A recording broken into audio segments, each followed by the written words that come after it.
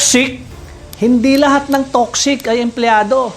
Minsan, yung boss amo mismo ang toxic sa kumpanya. May mga boss amo na porket sila yung nagbibigay ng sweldo sa mga empleyado nila. Akala nila, nabili na mismo nila yung empleyado. Konting mali, sigaw. Konting pagkukulang, sermon. Parang pagmamay-ari na nila yung tao nila.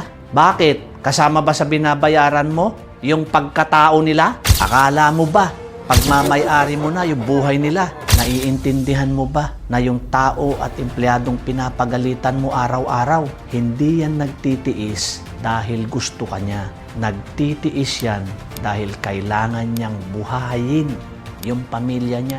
Kaya kung ikaw ay may negosyo o kaya may hawak na tao, huwag mong abusuhin yung posisyon mo dahil yung sweldong binibigay mo, bayad lang yan sa trabahong binigay mo. Hindi ibig sabihin na pati yung dignidad nila kasama sa pasahod mo. Imbis na pagalitan mo, turuan mo.